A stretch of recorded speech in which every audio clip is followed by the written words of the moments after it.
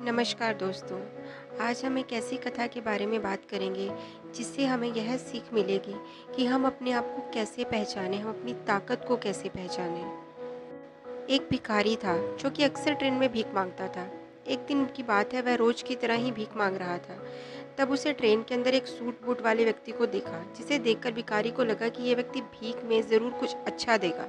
उसके बाद वह उस व्यक्ति के पास चला गया और भीख मांगने लगा। भिखारी ने सेठ से कहा, सेठ कुछ दो ना। सेठ ने कहा, तुम कौन हो? तब भिखारी बोला, जी मैं एक भिखारी हूँ, मुझे कुछ दो। तभी सेठ ने कहा, अगर मैं तुम्हें भीख दूंगा तो बदले में तुम मुझे क्या दोगे? भिखारी को कुछ समझ नहीं आया और सेठ से कहने लगा कि सेठ मैं तो भिखारी हूँ, मैं भला आपको क्या दे सकता हूँ? तभी सेठ ने कहा, भाई मैं तो व्यापारी हूँ, मैं तब तक किसी को कुछ नहीं देता जब तक उसके बदले में मुझे कुछ ना मिले। उसके बाद सेठ का स्टेशन आ गया और वह उतर गया। लेकिन उसकी कही बातों से भिखारी सोच में पड़ गया और सोचने लगा कि क्या इसलिए उसे भीख कम मिलती है क्योंकि वह भीख के बदले लोगों को कुछ नहीं दे पाता। अगले ही पल उसने सोचा कि मैं तो एक भिखारी हूँ, मैं किसी को क्या दे सकता हूँ। भिखारी यही बात सोच सोचकर बहुत परेशान था। तभी उसने देखा कि उसके आसपास बहुत सुंदर फूल लगे हुए हैं। उसे एक तरकीब सूझी, क्यों ना भीख के बदले लोगों को फूल दिए जाएं।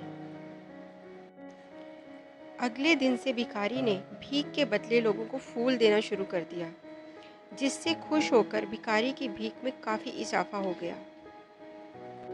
एक दिन उसे फिर से वही सेठ ट्रेन में दिखाई दिया और वह उस सेठ के पास गया और सेठ से कहने लगा, सेठ जी आज मेरे पास आपको देने के लिए कुछ है। तो उसने सेठ को कुछ सुंदर फूल दिए। सेठ तो बहुत खुश हो गया, जिससे खुश होकर सेठ ने भिखारी को कुछ पैसे भी दिए और कहा कि अब तुम मेरी तरह व्यापारी बन गए हो। ऐसा कहकर सेठ अपने स्टेशन पर उतर गया। लेकिन सेठ की कही बातों को भिखारी समझ नहीं पा रहा था। एक बार फिर भिखारी के दिमाग में बहुत सारे सवाल दौड़ने लग गए थे। उसके बाद वह भिखारी स्टेशन पर कभी दिखाई नहीं दिया। काफी दिन बीत गए। तकरीबन 1 साल के बाद दो व्यक्ति सूट बूट में आमने सामने बैठे हुए थे। तब एक ने दूसरे से कहा कि साहब आपने मुझे पहचाना? उस पर दूसरे ने कहा, नहीं भाई मैंने तुम्हें नहीं पहचाना, लगता है हम पहली बार मिल रहे हैं। इस पर पहले वाले ने कहा, नहीं साहब हम तीसरी बार मिल रहे हैं। तब दूसरे ने कहा, क्या आप मुझे याद दिलाओगे कि हम पहले 2 बार कब मिले हैं और कहाँ मिले हैं? इस पर पहले वाले ने कहा, साहब मैं वही भिखारी हूँ जिसे आपने भीख के बदले कुछ देने के लिए कहा था। वो हमारी पहली मुलाकात थी। दूसरी बार आपने मुझसे कहा था कि मैं जो अब भीख के बदले फूल दे रहा हूँ, इससे मैं आपकी तरह व्यापारी बन गया हूँ। आपकी वही बात मेरे दिल में घर कर गई और मैंने खुद से सवाल किया कि आखिर कब तक मैं भिखारी बना रहूँगा। उसके बाद मैं अब फूलों का व्यापारी बन गया हूँ और आज मैं अपने व्यापार के सिलसिले से ही शहर जा रहा हूँ। ये बात शायद मुझे कभी समझ नहीं आती, लेकिन आपके द्वारा बोले गए शब्दों ने मुझे मुझसे मिला दिया।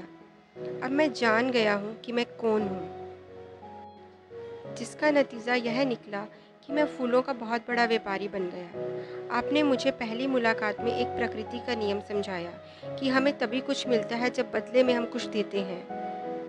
लेन देन का नियम जो आपने मुझे समझाया ये सच में काम करता है, लेकिन उसके बाद भी मैं खुद को हमेशा के लिए भिखारी ही समझता रहता अगर आपने मुझे दूसरी मुलाकात में यह एहसास नहीं करवाया होता कि मैं एक व्यापारी हूँ।